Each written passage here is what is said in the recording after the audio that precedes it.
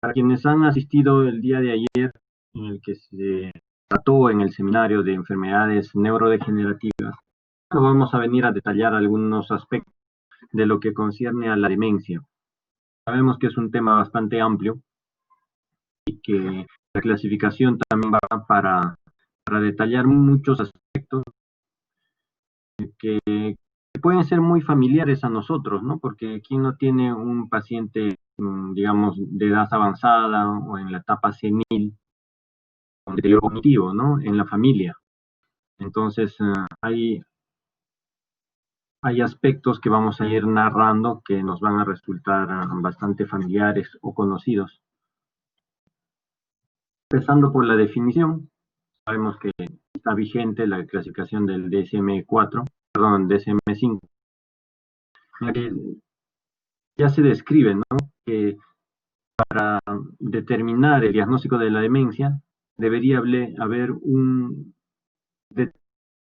cognitivo significativo en relación al nivel previo, ¿no? Digamos, los antecedentes neurocognitivos previos del paciente, en por lo menos un dominio cognitivo, ¿no? Ahí tenemos algunos ejemplos como la atención compleja, funciones ejecutivas, aprendizaje y sobre todo la memoria, que es una de las funciones cerebrales superiores que más se destaca y se describe en los trastornos que cursan con. Entonces, esta definición, sabemos que este deterioro cognitivo va a estar basado en la preocupación del mismo paciente cuando los síntomas son leves, o incipientes o iniciales, o de un cuidado o un familiar cercano, o el mismo médico, ¿no? Que puede asistir a la familia o al propio paciente a lo largo de su y en una declinación en cuanto a ciertas funciones cerebrales superiores. Y que al mismo tiempo este deterioro puede llevar a una evaluación para documentarla a través de diferentes instrumentos neuropsicológicos breves o detallados, según sea el caso. Este deterioro cognitivo va a tener algún impacto con la vida cotidiana del paciente, ¿no? Y en cierta forma van a interferir en sus actividades diarias, ¿no? Sobre todo aquellas que tienen que ver con actividades instrumentales complejas. Y obviamente de por medio está descartar de que en ese momento en el que está siendo evaluado este paciente no esté cursando con un síndrome confusional o el delirium. Que los déficits cognitivos no se explicarían por otro trastorno mental. Dentro de ellos, incluso se plantea como diagnóstico diferente el trastorno depresivo mayor. Entonces, ante un paciente o que acude solo o acompañado por algún familiar o cuidador a la consulta, aquejando algún deterioro cognitivo, se le evaluará y se determinará la función cognitiva. Si es una función cognitiva normal, de acuerdo a los diferentes que se le puede aplicar, entonces podríamos simplemente configurar estas como un envejecimiento. Pero si ya hay una función cognitiva, entonces nos echaremos a buscar, a indagar cuáles son esas posibles causas al compromiso cognitivo. Si se va a ver a nivel de las actividades, entonces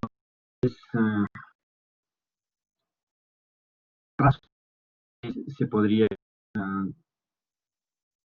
diagnosticar la demencia en este paciente.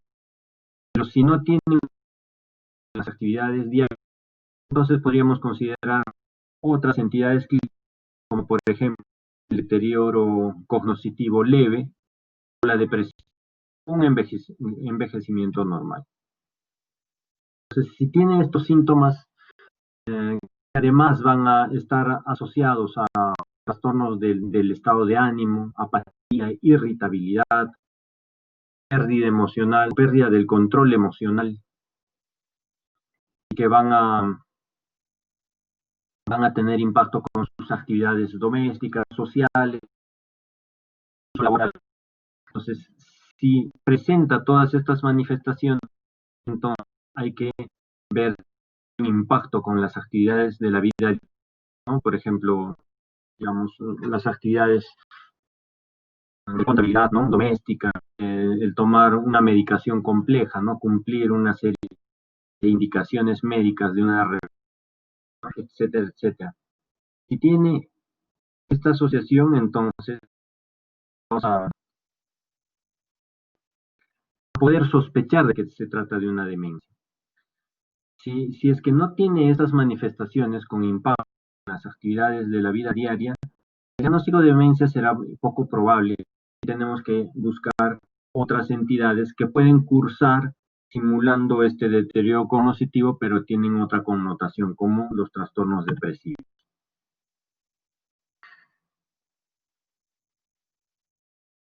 Entonces, si los síntomas, digamos, una cronología habitualmente se da de 6 meses a más, cuando se evaluación, entonces podríamos plantearnos otra disyuntiva. Puede ser depresión severa. Si es que la persona tiene síntomas de depresión, entonces hay que plantearnos esta posibilidad e ir descartando por medio de otras herramientas de valoración como el test de Hamilton, ¿no? O la escala de Hamilton. Y si no tiene síntomas depresivos y tiene un curso clínico mayor a 6 meses, es decir, de la cronicidad, se puede sospechar de la demencia. Ahora, si por otro lado el inicio es más agudo, más reciente, podemos plantear dos posibilidades. Si es de inicio brusco, corta duración, días o semanas. Si es así, pensar en el delirio. De hecho, que es uno de los diagnósticos diferenciales que vamos a ver más adelante. Ahora, hay situaciones que pueden, digamos, prevenir ciertos efectos que van a ir asociados al deterioro cognitivo. Entonces, se describe que las personas que tienen mejor backup cognitivo, es decir, mejor reserva, esto asociado al grado de instrucción, nivel de educación, ¿no? Preservación de ciertos órganos de los sentidos, ¿no? Que le confieren, digamos, mejor interrelación y una optimización de la neuroplasticidad en el individuo. Por otro lado, mecanismos que van a reducir en su momento la inflamación, eventualmente puede conllevar a una muerte progresiva, ahora que incluso se habla de coronavirus y el COVID y algunas manifestaciones neurológicas debido al posible neurotropismo que tendría, digamos, compartido con otro tipo de virus que son más conocidos, más antiguos. Sabemos que puede quedar un mecanismo inflamatorio a nivel del encéfalo. Este mecanismo inflamatorio crónico ser digamos, un factor de riesgo importante, íntimamente ligado al deterioro cognitivo. La exposición a daños vasculares, toxinas, ¿no? Y el estrés oxidativo cumple una labor. Entonces, controlando estos factores, tendríamos, digamos, mejor pronóstico o menor evolución si es que se presenta alguna de estas patologías que van a cursar con demencia. Existen factores, ¿no? Factores de riesgo no modificables, por ejemplo, ¿no? Un cierto porcentaje de las más de mayores a 65 años presentar, ¿no? Una declinación cognitiva. Dentro de estos factores, por ejemplo, en el Alzheimer se describe es más frecuente en el sexo femenino, está íntimamente vinculada con una historia de hipertensión, sobre todo sistólica, de uso crónico, y alguna acumulación de algunos metales, ¿no? Como por ejemplo el aluminio. Las demencias de tipo vascular se describen factores de riesgo cardiovascular, dentro de ellos la hipertensión crónica,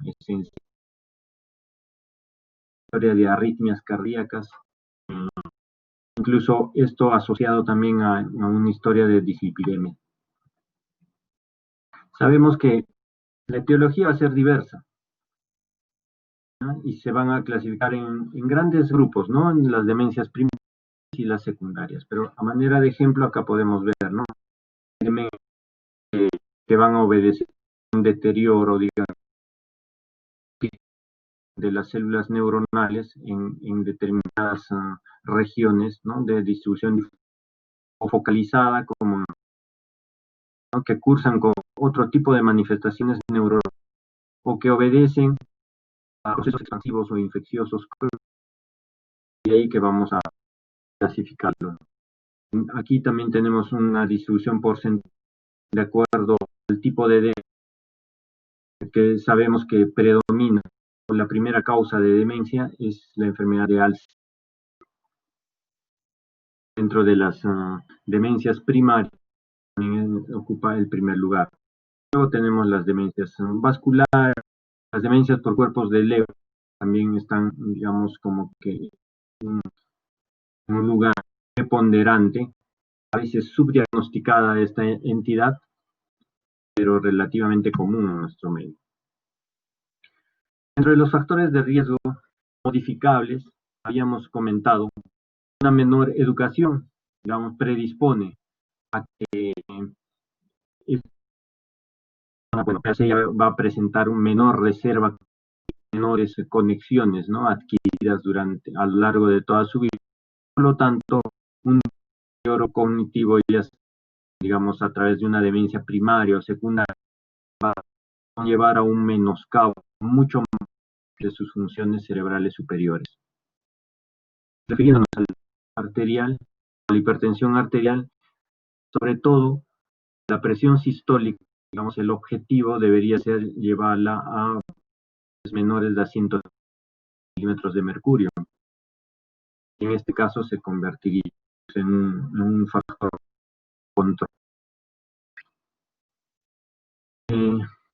Los compromisos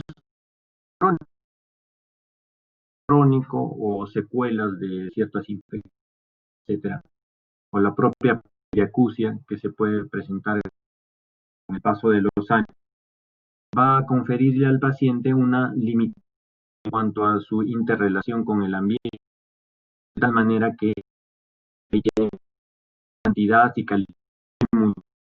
Por lo tanto, va a poner digamos, a la presentación de diagnóstico. ¿Qué conducta tendríamos que adoptar ante esta situación? Los audífonos, ¿no? A veces subestimamos, subvaloramos la necesidad que tiene de simplemente un mayor grado en un oído con respecto postergamos la consulta. Doctor, Y con doctor, esto disculpe que le estaríamos favoreciendo, ¿sí? Doctor, sí, ¿será posible que apague su cámara porque se le escucha muy entrecortado? Quizás así se Ya, aproveche correcto. mejor la señal. Ok.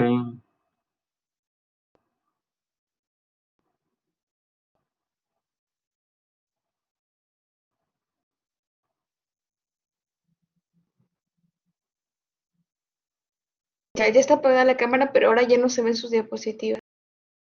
No, sí, sí entiendo. Yo desconecté, no se preocupen, es cuestión de unos segundos, ya no hay problema. Gracias.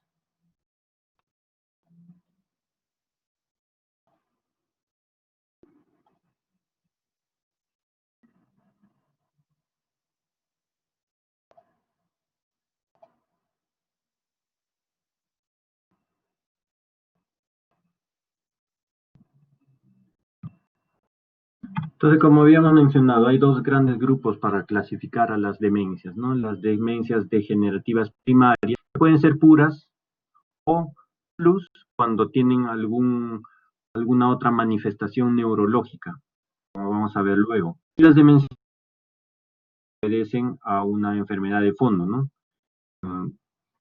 Digamos, la etiología en este caso es muy diversa.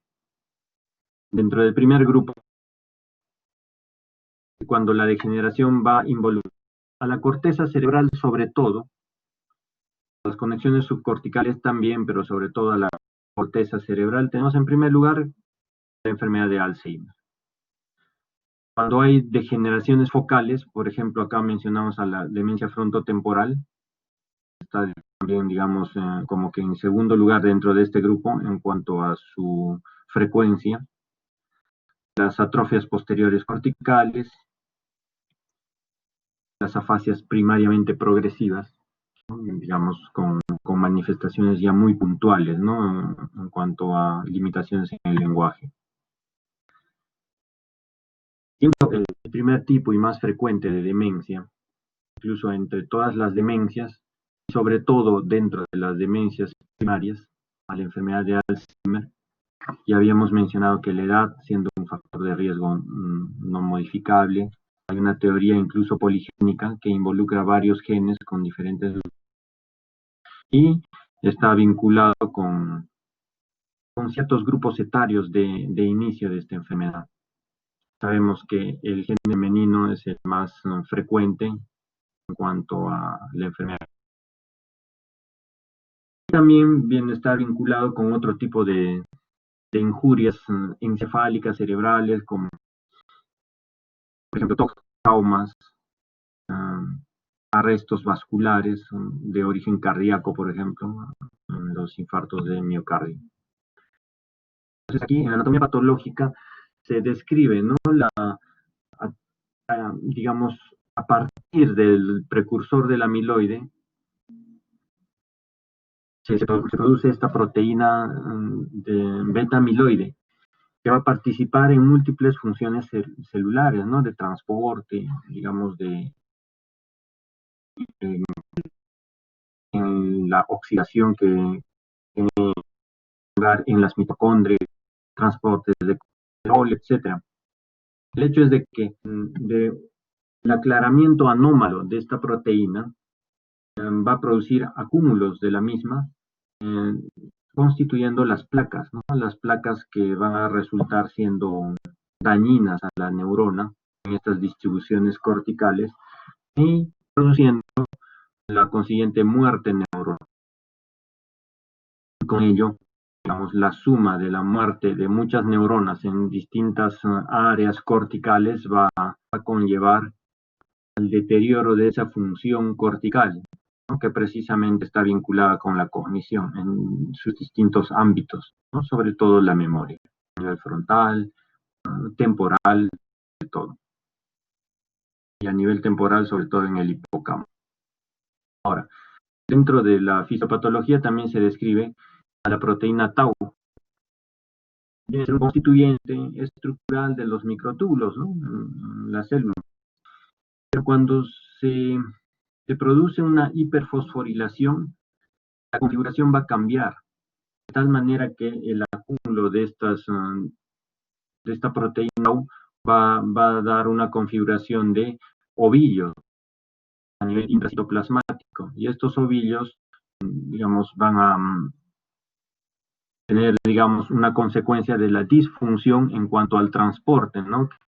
Que vendría a ser una de las características de los microtúbulos, aparte de constituir, pues, parte del citoesqueleto, ¿no? Entonces, cuando esto se produce también a un menoscabo funcional y luego estructural con muerte neuronal.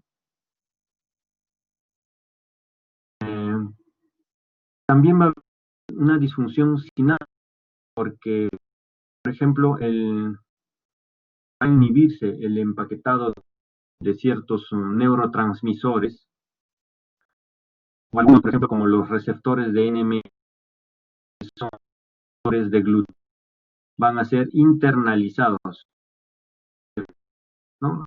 Espacio postsinaптino. Por lo tanto, estos neurotransmisores excitatorios, incluyendo aquellos de la acetícola, ¿no? Que también son excitatorios en la corteza cerebral, no van a tener dónde actuar.